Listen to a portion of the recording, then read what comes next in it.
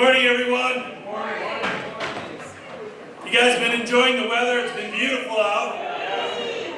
Last night we had a windstorm. Yeah, we had our tree in front, one of the big branches broke off. A few people text me, their electricity went out. Gotta love the power of God, right? Great things are happening, exciting things. Katie's moving out, right? That's exciting, right, for Katie? Come on, right? Exciting. No, we're going to miss Katie. She was on the original planting. 5 years ago, we kind of pulled into Milwaukee, and we had our inaugural September 16th, so that was awesome. And she's going to go there to inspire Louisville, which Victor and Marlene have been leading, and they've been doing a great job. They've been really growing the church, so excited about that. This week, my wife and I had a new grandchild. Tracy and Shane had a little baby boy by the name of Carter, 8 pounds, 7 ounces, which means we got to watch Luca for a week. So we've been able to help him and train him. You know how grandparents are, right? So the day he was leaving, for breakfast he wanted ice cream. Did we give him ice cream? No.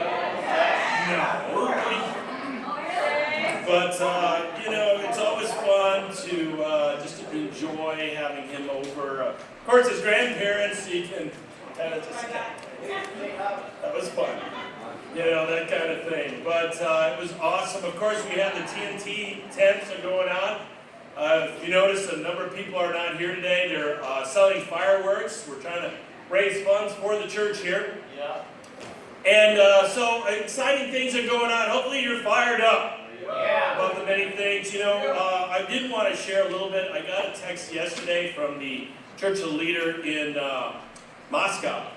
And you're going to want to be praying for their situation. I don't know if you've been up on what's going on with the conflict with Ukraine, but Russia has 25,000 mercenaries that they hired to help fight against Ukraine, which actually turned on them and started going for Moscow, to attack Moscow. And they basically shut everything down, the parks and all, and they literally started building trenches around Moscow to prepare for war. Well, the leader of the Belarus got involved and was able to turn that around. But it just kind of shows the turbulent situation that's going on in that part of the world. And we need to be praying for them because they're saying, hey, everybody's good in the church, but you know that there's all sorts of effects that they have. Of course, there's certain ways we can't contact them because like Facebook isn't allowed there, that kind of thing. So you got to understand it's a different world. Of course, the trip to Tbilisi, I'm going to be talking about that. I'm using it in sermons as I go, but it really, when you do something like that, it changes your life. It's one thing to go visit, you go to, you know, like a conference or something. It's different when you're there and you're living with the people. And all that happens to you kind of changes who you are, how you think, how you view things. And today what I'm going to do is I'm going to share a sermon that I did over there. The title of the sermon is Touched by Jesus. Touched by Jesus. Now, many years ago, 1982, actually 81, a girl reached out to me, shared her faith with me, and I've shared this before, where, she was a partier, and I was a partier, and she changed dramatically, and then she shared her faith with me, and I said no. But a year later, I came back. And it's really amazing how, even though she touched me just once by sharing her faith, it stuck with me for a whole year. And then I started seeking God, and I started praying, God, give me some direction. I remembered her. And God uses everybody to help things. Of course, in Acts chapter 17, it says that God determines times and places so that perhaps men would reach out for him and find him. On Wednesday, I shared about a guy that when I was in Tbilisi in November, I reached out to him. He said, I'm too busy. But his neighbor said, hey, I'm looking for a church, and he handed him the card, and he started coming out, and they're studying the Bible with him right now. I've actually been studying with him on Zoom. And he's fired up, and he texts me 2-3 times a day, and he just like, I'm ready. This is awesome. This is exactly what I've been looking for. And I believe he'll get baptized next week, so that's exciting. Now, I say all this to say there's a ripple effect that happens in our lives.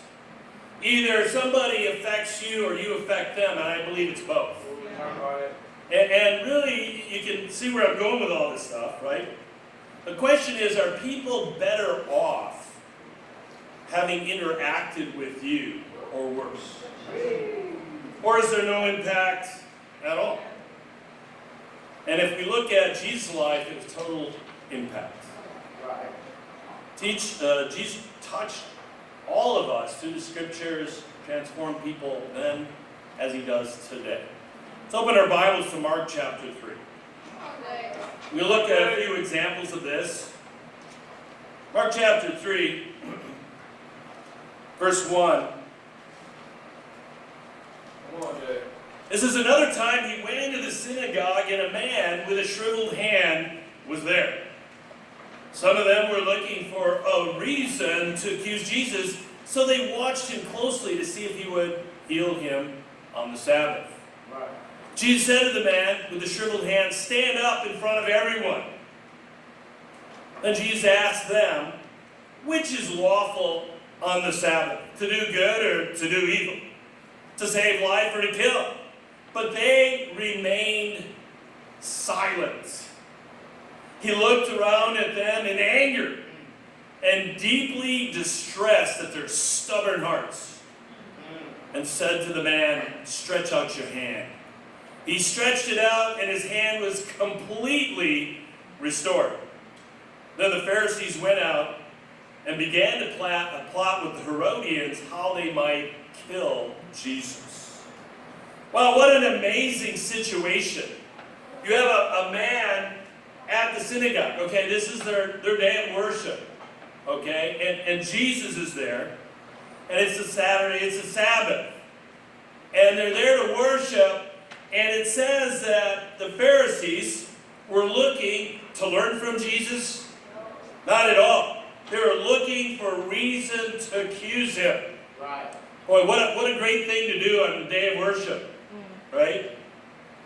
And so Jesus knows what's going on. And he sees this guy with a shriveled hand. And he asks this guy, stand up in front of everyone. Now, you imagine it's kind of embarrassing for this guy because he's got a shriveled hand, and it's probably been a long time that he's been this way. Maybe it's a short time, I don't know, but it's still one of those things where it's like, okay, if I want healing, I'm going to do what Jesus says. Right.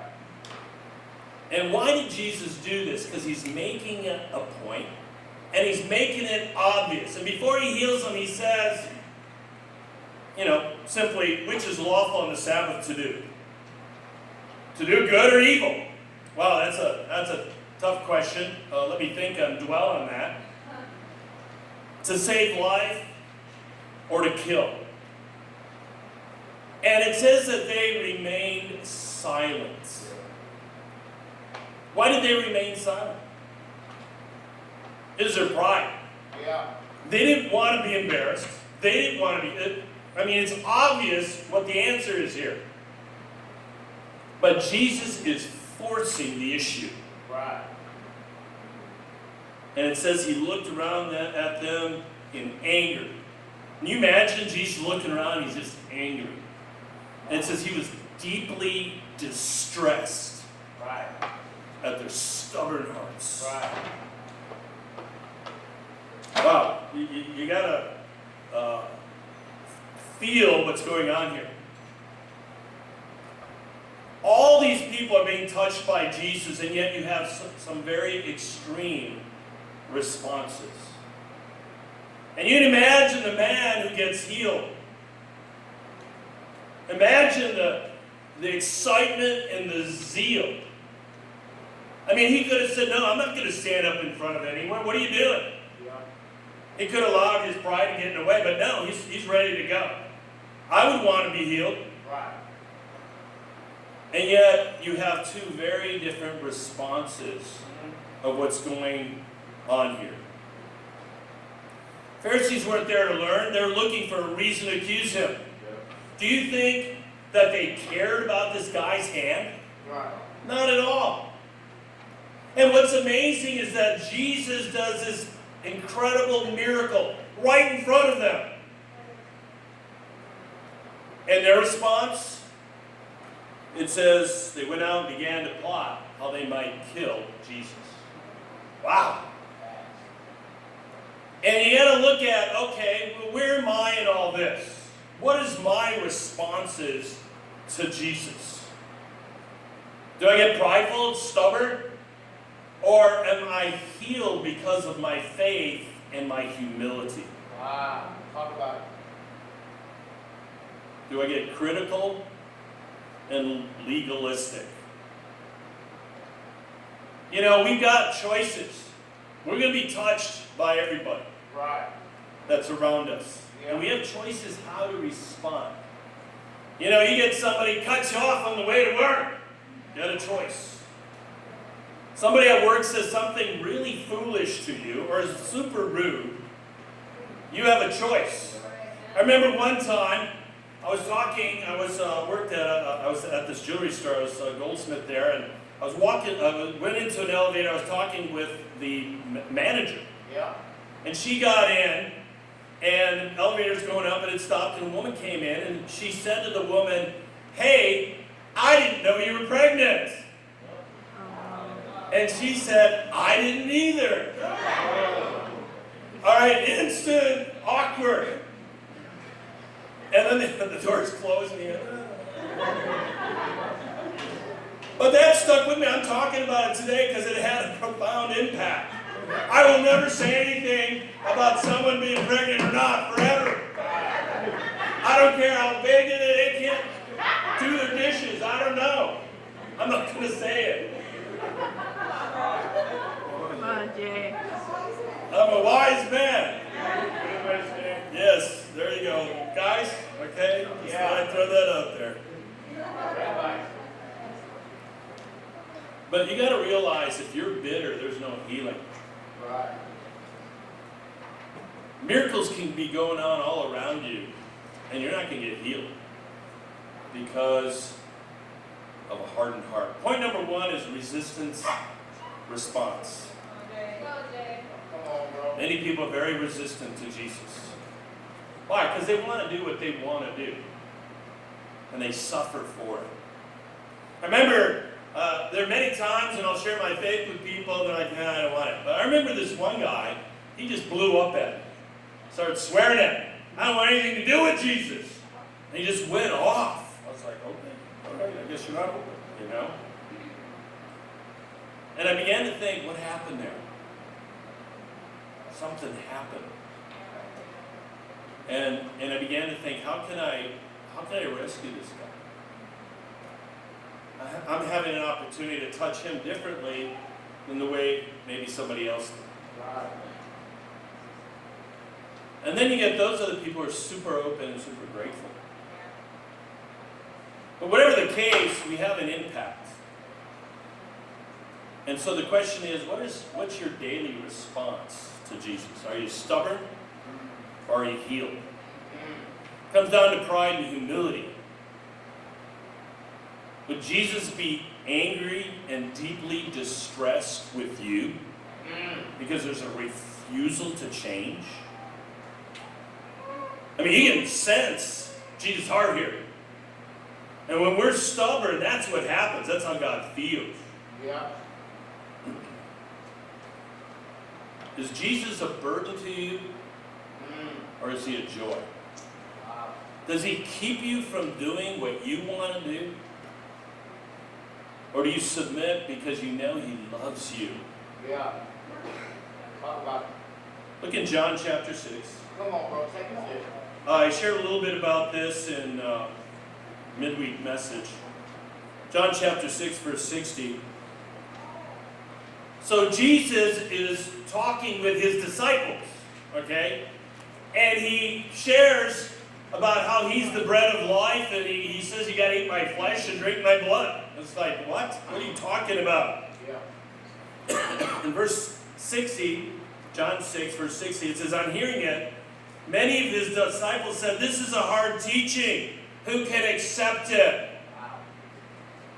Aware that his disciples were grumbling about this, Jesus said to them, does this offend you? What if you see the Son of Man ascend to where he was before? The Spirit gives life. The flesh counts for nothing. Yeah. The words, I have spoken to you are spirit and they are life. Yet there are some of you who do not believe. For Jesus had known from the beginning which of them did not believe and who would betray him. Right. He went on to say, this is why I told you that no one can come to me unless the Father has enabled him. From this time, many of his disciples turned back and no longer followed him. Yeah. You do not want to leave too, do you? Jesus asked the 12. Simon Peter answered him, Lord, to whom shall we go? You have the words of eternal life. Praise. We believe and know that you are the Holy One of God. Yeah. Once again, you have two different responses. Yeah. How do you respond to tough teaching? Things that are hard for you to accept. Do you reject it? Say, I'm done. I'm out of here. Or are you like Peter? Hey, I don't understand it, but I know you have the words to eternal life. Amen. What do you believe? And it comes down to, we can tell by your actions. And you got to understand, these were his followers at one point. Right. You know, there's a lot of times we resist Jesus. You know, I remember years ago, and maybe you've heard me share this, I remember, I'm from northern Wisconsin. I love the outdoors and all that, and became a disciple, and I remember praying, God, send me anywhere on the planet except Chicago. Wow. You don't want to do that. And so I ended up going there twice. God, anywhere but New York. There I am, New York. And God knew what was going to change me. Yeah. If I hadn't gone to Chicago and I hadn't gone to New York, I wouldn't be where I am now. Right. It changed me. Yeah. I could learn to be content in any and every situation. And now I don't know where he's taking me. John Causey was in Tbilisi with us, and he said to Barb and I, he said, I think this is a new chapter for your life, even though you're older. But John said, I believe that everything in the past has prepared you for this moment. Wow. That's a different way of thinking, isn't it? Yeah. Do you think that way? All the trials and tribulations and everything are preparing me for miracles, for great things. Or do I resist it and not receive the grace that could be ours? In Matthew 7, let's go there real quick. Come on, bro. Come on. Come on, bro. Verse 21. Come on, bro. Talk about it. Jesus is constantly touching people's lives, and this is what he says to a number of people. He says, not everyone who says to me, Lord, Lord, will enter the kingdom of heaven, but only he who does the will of my Father who is in heaven. Many will say to me on that day, Lord, Lord, did we not prophesy in your name, and in your name drive out many demons and perform many miracles? And I'll tell them plainly, I never knew you. Away from me, you evildoers. See, there's a difference between listening and applying. They said Jesus is Lord, but they didn't make him Lord. Come on. There's a whole difference. And the difference is whether a person is willing to apply these things. Are they going to obey? Or are you going to be resistant to what the scriptures say? These people thought they were fine. Look at all these things we're doing. But Jesus said, hey, I never knew you. Even from the start, I didn't know you. And we can put security in our works. But Jesus said, yeah, but you didn't do what I wanted you to do. There's a whole different level.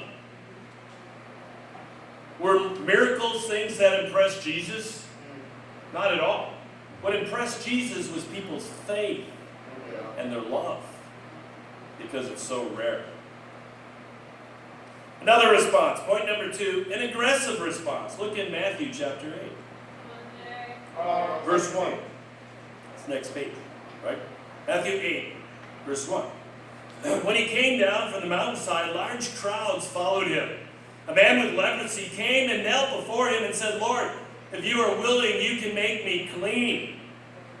Jesus reached out his hand and touched the man. I am willing, he said, be clean. Immediately he was cured of his leprosy. Then Jesus said to him, see that you don't tell anyone, but go show yourselves to the priest and offer the gift Moses commanded as a testimony to them. Okay, this guy had leprosy. In the Old Testament law, if you were a leper, you had to wear clothes that were ragged. And you had to yell out, unclean, so that people knew you had leprosy. And your only friends were other lepers. And it was very aggressive for this guy to run to Jesus and kneel before him. It was against Old Testament law. He wanted to get healed. He was very aggressive. And he believed that Jesus could heal him. Yeah. And Jesus, basically, he came to earth not just to save people, but to heal them. He healed people all the time, because that's who he was. Yeah. Thank you, man. You know, Luke 4, you don't have to turn there, it says, I've come to give sight to the blind, to free the oppressed. Because that's his heart. And this man came and fell before Jesus, and Jesus rewarded him for his aggressiveness and his faith. And he said, I am willing. And then he touched the leper. He didn't have to touch him. Jesus could heal. He's healed many times without touching people. But he did it to demonstrate, to make a point. Nobody touches a leper. I'm going to touch you. Probably hadn't been touched in years. I'm going to cross the barrier. I'm not only going to heal you physically, but emotionally and spiritually. Yeah. And that's really what we need. We all need healing. But how aggressive are you to get healed? Right. Talk about it, bro. You know, Barb and I, we were in India. We went to a leprosy colony through the church. We worked with a leprosy colony there. It's very appalling to see what these people look like. Nobody visits them. And for us to go there meant the world to them. Yeah. It changes who you are. A leper can change your life. Wow. It changed how I viewed things. And God will use anything and everyone. Jesus said, I am willing. How much like Jesus are we? Right. Are we willing to touch people's lives and heal them? You know, we can do it. We have the scriptures. We can help people, free them from guilt and fear, anxiety, depression, sexual addiction. I appreciate what Dante talked about. You know, the whole pornography thing is huge. Yeah. I'm shocked at how many women are consumed with it. Yeah. And you could have felt a little awkward about his sharing. I wish we felt awkward about all sin. Right. Hey, come on, Yeah. But Dante was aggressive to get healed, and he got healed.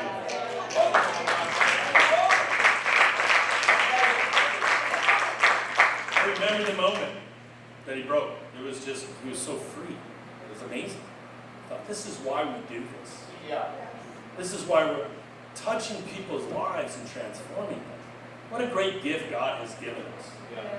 But are you willing? Are you willing to engage in people's problems? Or is it, man, I don't want to get involved. I just want to come to church, be on the fringe and just not engage. I just want this to be a social group. Well, you're in the wrong church if that's your thinking. Right. We're going to engage because we're called to engage in it. Okay. That's what disciples do. Yeah. Are you willing to go the extra mile? Are you willing? Uncomfortable situations. Are you willing to go into their world and pull them out of it? Whatever it is. Now, one of the things I love about studying the Bible with people is you get to learn about a lot of other things. Yeah. You get in their life and you're like, whoa.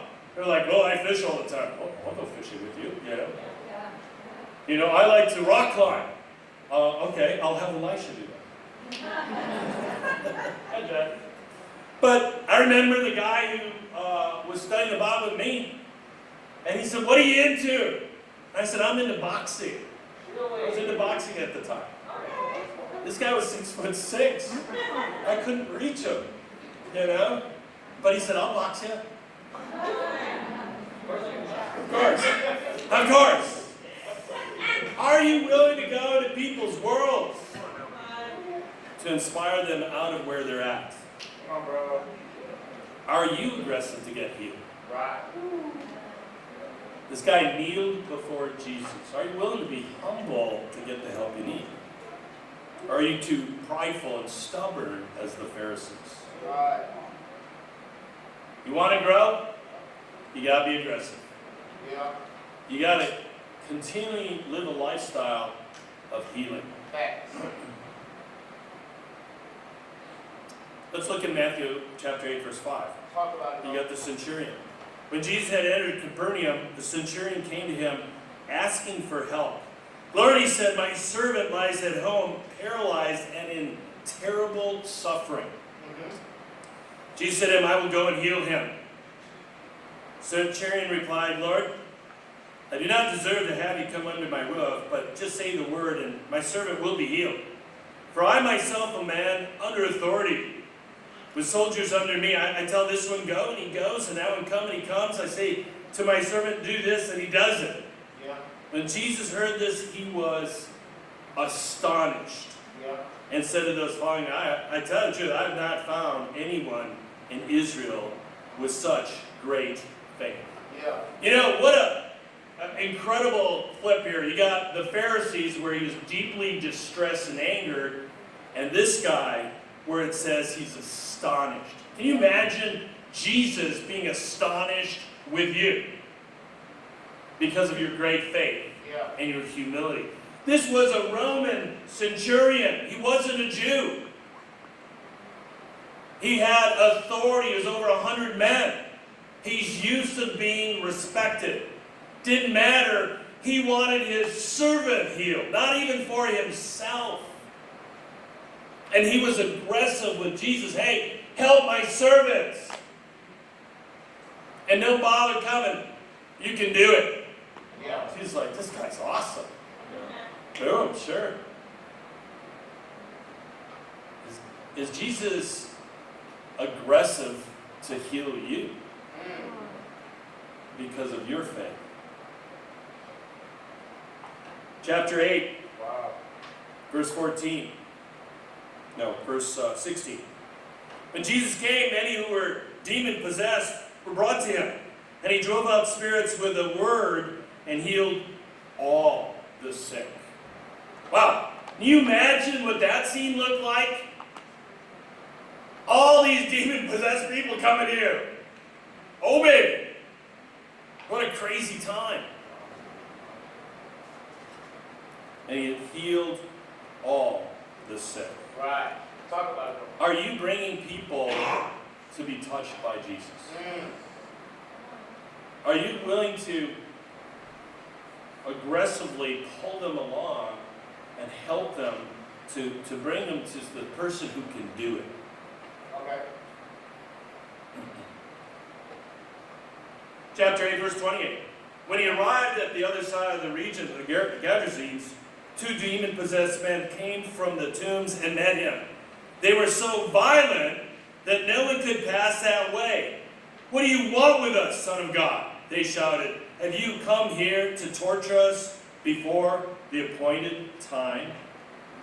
You look at this. It says they were so violent, no one could pass that way. You know, people can get very violent. And those are the people you want to avoid, right? Yeah. That wasn't Jesus' spirit. Right. Now, here's the thing. There are people who are touched by demons. Okay? Do you understand what I'm saying? I'm not talking about going into convulsions and seizures. I believe Satan works all the time to touch our lives. Jesus tried to touch us, so is Satan. And it comes down to, what are you doing? Right. Are you going to listen to lies? Are you going to listen to what the world tells you? Right. Because that's what's happening. You're being touched by the world all the time. The world's going to tell you what you should do. Right. They're aggressive too. And it comes down to who you're going to allow to really transform you, the world or Jesus. Right. Talk about it. And we got to understand, Satan's working hard to pull you away. That's what he does. And if he can get in there and get you critical and all that, just like the Pharisees, he's won. Right.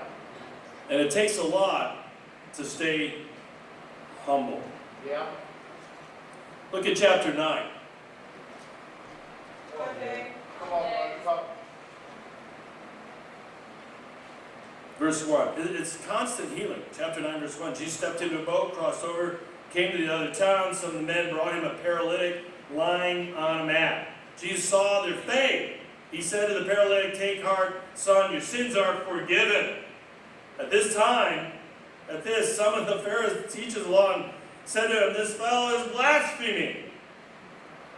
Knowing their thoughts, Jesus said, "Why do you entertain evil thoughts in your hearts?" Which is easier to say, "Your sins are forgiven," or to say, "Get up and walk." But that you may know that the Son of Man has authority on earth to forgive sins. Then he said to the paralytic, "Get up, take your mat, and go home." And the man got up and went home. When the crowd saw this, they were filled with awe. And they praised God who had given such authority to men. Okay, once again, you have 2 different responses to this healing. Right. These guys brought the paralytic. They were aggressive to get their friend healed. But the teachers of the law were critical. And he says, "Why do you entertain evil thoughts?" Appreciate what Dante said earlier. Yeah. The thoughts. We get bitter. We hear something and we let it stick. And it grows and you feed it. You know, James 1 talks about the progression of sin. You know, that we give into the thought and then it becomes an attitude, and, you know, when it's fully grown, it goes over to death. Right. Satan doesn't want you doing great. He wants you critical. Hey, if you see problems in the church, hey, you know, join the club. We're not perfect. But don't become part of the problem. Right. Help us.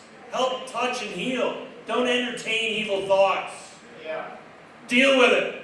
Yeah. Facts. People get healed when they look to Jesus. Facts. Look at verse 18. While he was saying this, a ruler came and knelt before him and said, "My daughter has just died. But come and put your hand on her and she will live." Jesus got up and went with him, and so did his disciples. But then a woman who had been subject to bleeding for 12 years came up behind him and touched the edge of his cloak. She said to herself, "If only I touch his cloak, I will be healed." Jesus turned and saw her. "Take heart, daughter," he said. "Your faith has healed you." And the woman was healed at that moment. When Jesus entered the ruler's house and saw the flute players and the noisy crowd, he said to them, "Go away! The girl's not dead, but asleep." But they laughed at him. After the crowd had been put outside, he went in, took the girl by the hand, and she got up. News of this spread through all the region. Wow, there's so much in this passage. Here you get a synagogue ruler, a religious man, begging Jesus. He says she's already dead, but I believe you can bring her back. Now that's faith. Jesus like, okay, I'm going. He rewards the aggressive spirit. Yeah. In the meantime, a woman comes behind him, bleeding for 12 years. Would you say she's a little desperate? Yeah. Women don't touch men in this culture.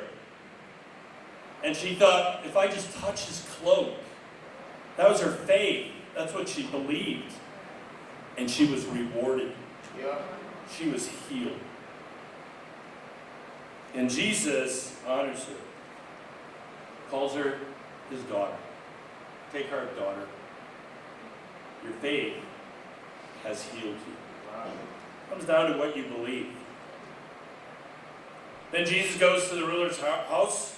He says, "Hey, you guys, get out of here. He's not dead. He's asleep." And what do? They laugh at Jesus. Right. People are going to laugh at you. That's how the world will touch you. They will laugh at you for what you believe and what you say. And if you give in to them, there's no miracles for you. Okay? Versus, I'm not going to let the world dictate what I do or say. I'm going to go ahead and trust Jesus.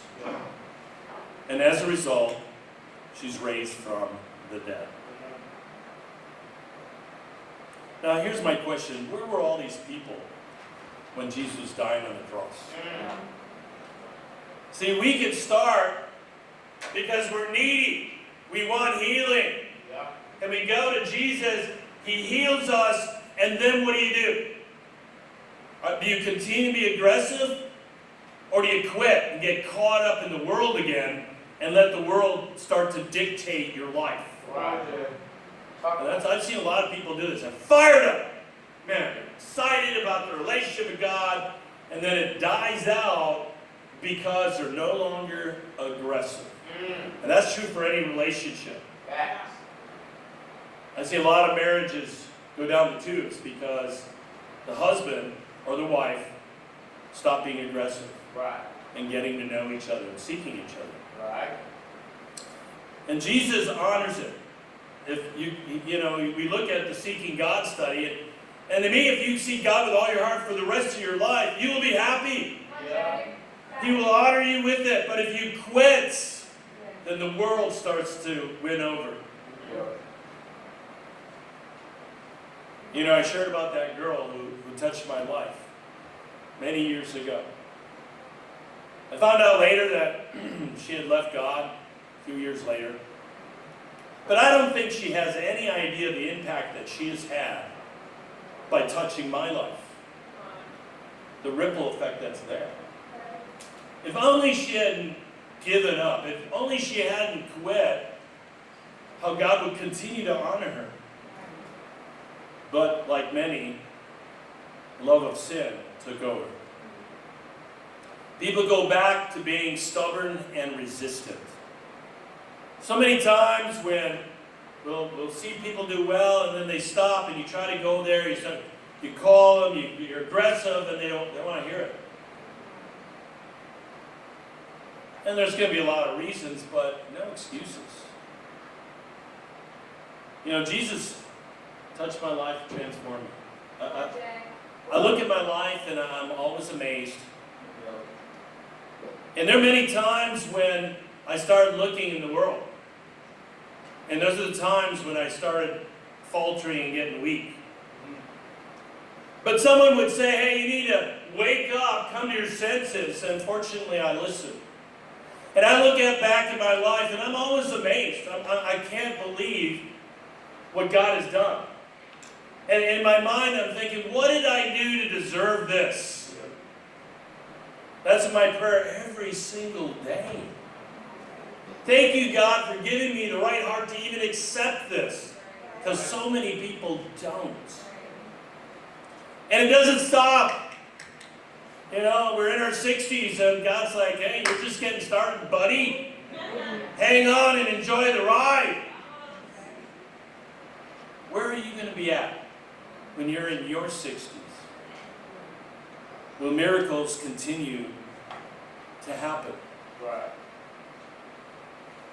You know, I think about going to work with these churches in Russia and all that. They're touching my life. It's changing me. But I'm touching them. And I'll tell you, it was so faith-building, so encouraging to see the leadership transform in front of us. Barb and I were just there for 6 weeks, but they were so hungry for healing, so hungry to learn. They were very aggressive. We'd set up a study, and there'd be all these guys, and I'm like, this poor guy, and everybody's like, trying to take notes. And I'm thinking, God's going to reward this. And I remember we were having a leaders meeting, we were sharing, and one of the wives just broke down and started crying. And she said, my husband is different. He's so different. He's like, and I remember the night before, or a few nights before, we had an intense talk. And there was resistance, there was fighting in his heart. And he told me he couldn't sleep. And then at 4 a.m., he got it. And he changed. And now they're fired up. And there's just incredible unity, they're all fired up. Yeah. And one of the fears is, okay, Jay and Barb are going to leave, and now it's going to go back. It's like, hey, you got your own Bible. It's up to you guys. Yeah. When you touch a life, what happens? And people come and go in our lives all the time. You know, I talked about Katie. She's gone. She touched our lives. Yeah. Katie lived with us for a while. That was interesting. We're not going to go there. You know, Aaron Legan touched my life. Trained me to be a goldsmith. Gave me a career. Yeah. I'll be eternally grateful. I think my daughters, Tracy, Carmen, Candace, you know, they touched our lives. And we can always learn from our kids. But are you grateful for the impact? Right. I think of Barb, Come on, Barb. huge impact. Eternally grateful. Yeah. So much help and support. There's no way we would be able to do what we're doing without each other. And hopefully you have a person in your life you feel that way. And now we got Luca and Carter.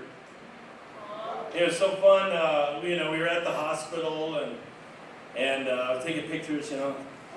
And Barb was holding Carter and he smiled. And I got a picture of it. And Barb's just like, but those are the littles Yeah. that change our lives. Yeah. God knew what I needed. God knows what you need. Yeah. Don't fight God. He has great plans for you, Right. to prosper you and not to harm you. In closing, I want you to think about how God has changed your life, how He's touched you and transformed you. And I want you to thank Him in your prayers. I want you to be grateful and live a life of gratitude, appreciation for what He's pulled you out of. I want you to think about how others have touched your life Yeah. and transformed you, Yeah. and thank them. You know, we got a lot of lives to touch. Milwaukee is a hurting city. And you have the ability to guide and direct them. And my prayer is that you'll be aggressive to heal people, because that's what Jesus did, and to God be the glory. Amen.